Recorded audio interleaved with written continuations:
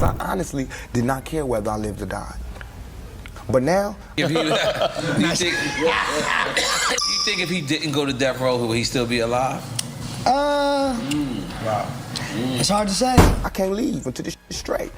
You know, I can't go. For almost 30 years, everybody's been swallowing the same story about Tupac. A drive-by in Vegas, 6 days in the hospital, and then gone. Case closed, right? Wrong. Because now, sitting across from Piers Morgan is none other than Tupac's own brother. And he isn't whispering some wild internet rumor. He's looking dead into the camera and basically saying, "We've been lied to for decades." This isn't some random YouTube conspiracy guy. This is family. A man who shared a childhood, a home, and blood with Tupac Shakur. He knew him better than anyone, and now he's calmly, almost chillingly poking holes in the very foundation of the story we've all accepted. And when Piers pressed him about Diddy's endless denials, those times when Diddy swore on everything holy that he had nothing to do with Tupac's death, Mapp didn't flinch. He wasn't buying it. Not then, not now. He's got doubts so strong you can feel them through the screen. And the way he says it, you can tell he's holding back more than he's sharing. What did you say that day when he called you? You know, I have my guys with me, Thug Life guys, and we heard what he had to say. He basically said he ain't have nothing to do with my... I get the feeling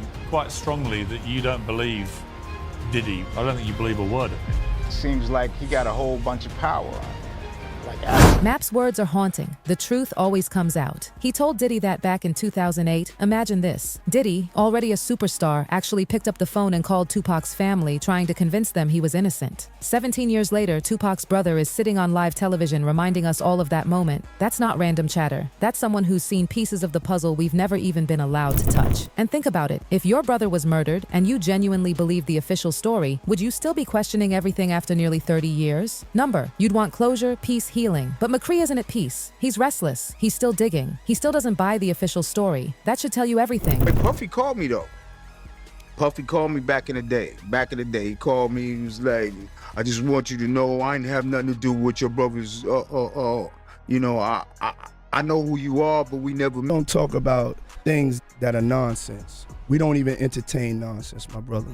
So we're not even going. And notice how carefully he speaks. He isn't ranting. He isn't foaming at the mouth with crazy claims. He's planting seeds, strategically, deliberately. It's the language of someone who knows more than he's letting slip. And let's not ignore the timing. Diddy's empire is collapsing around him right now, facing federal charges, raids, accusations left and right. Could there be a better moment for Tupac's family to step forward? We're not saying Tupac's sipping rum in Havana, but when his own brother starts questioning the official story, it forces you to reevaluate everything you thought you knew about hip-hop's biggest tragedy. Let's rewind. Back in 2008, Diddy was already losing sleep. The whispers, the street talk, the rumors connecting him to Tupac's shooting were getting louder. And what did he do? He picked up the phone. Just picture this. Innocent people don't need to call up a victim's family over a decade after the crime, begging them to believe their denials. But Diddy did. Through radio host Big Boy, he reached out to Tupac's brother, probably sitting in a room with his lawyers, his entourage, sweating bullets, and still, McCree didn't believe him. His response?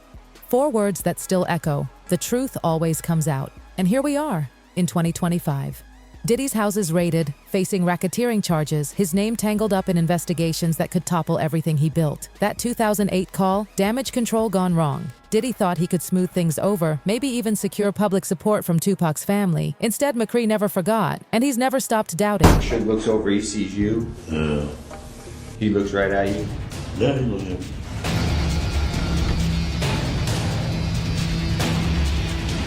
me. Puffy called and said, "Was that us?"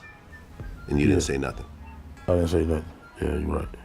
There's also, you go into the book, that apparently there was supposed to be $1 million. And here's the kicker. If Diddy was truly innocent, why was he so desperate to convince the Shakur family? Innocent men don't pick up the phone 12 years later to explain themselves. Innocent men don't panic when whispers spread. But Diddy panicked. He had to get ahead of it. And in doing so, he only looked more guilty. And then, as if fate itself was waiting for the right moment, the real bombshells start dropping. Because federal investigators, they've been sitting on tapes. Not rumors, not street gossip.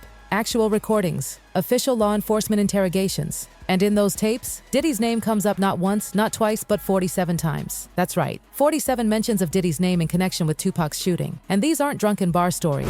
These are federal agents questioning Keith D, the very man now charged in Tupac's murder. Keith didn't whisper this on the block. He sat in front of investigators, recorded, describing in detail how Diddy allegedly put millions on Tupac and Suge Knight's heads. The alleged quote that won't go away, "I'll give anything for that dude's head." Let that sink in. Why would prosecutors hold on to those tapes for decades if they were meaningless?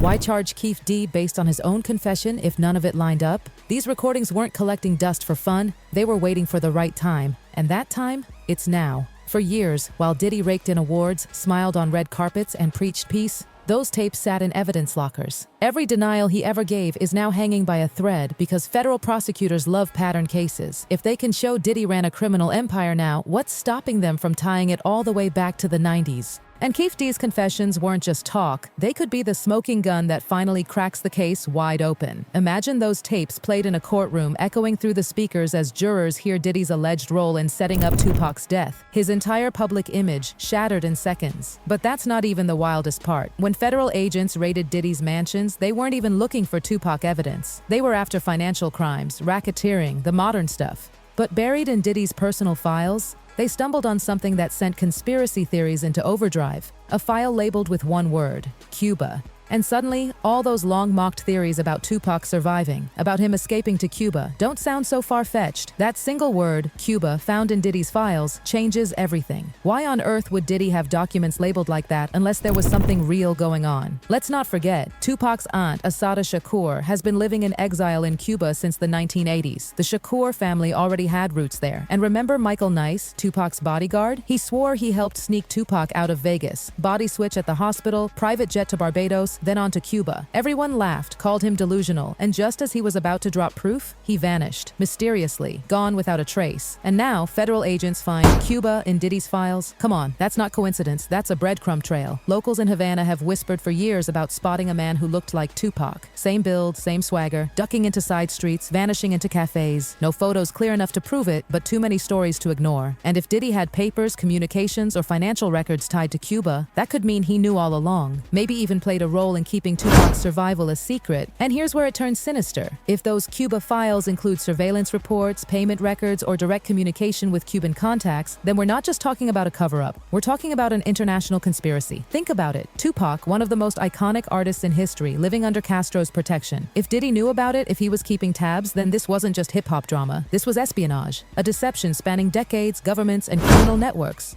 And when we dig into the official records around Tupac's death, the holes get even bigger. Take the coroner's report. It listed Tupac's height and weight incorrectly. Basic information, wrong. For the most famous rapper on earth, inexcusable. Then there's the cremator, retired immediately after handling Tupac's body. Who retires right after the biggest job of their career? Unless, maybe they didn't handle a body at all. And let's not forget the Vegas shooting itself.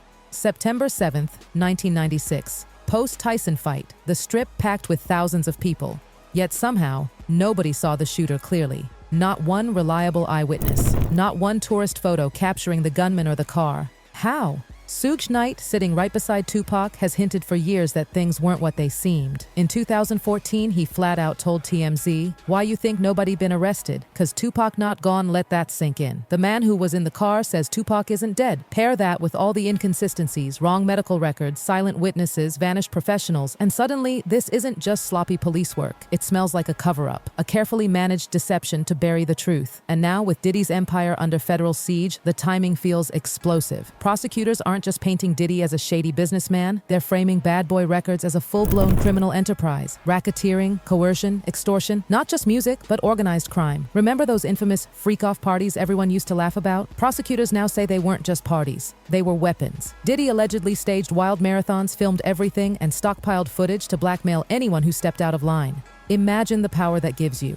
Want to speak out? Want to challenge him? Suddenly you're silenced, humiliated, destroyed, and when you connect that to the Tupac case, it all fits. If Diddy had that kind of grip in the 2000s and 2010s, what do you think he was capable of in the 90s when the stakes were life and death in the East Coast-West Coast war? Witnesses disappearing, files vanishing, people retracting statements or never surfacing again. Exactly what happened in Vegas. Now, federal agents are digging deeper than ever with modern tools, resources, and witness protection programs. And yet, even today, victims and witnesses are disappearing. Lawyers can't find their own clients. If this can happen in 2025 under the government's nose, imagine what Diddy's machine could pull off in 1996. It doesn't just sound like incompetence anymore, it sounds like sabotage.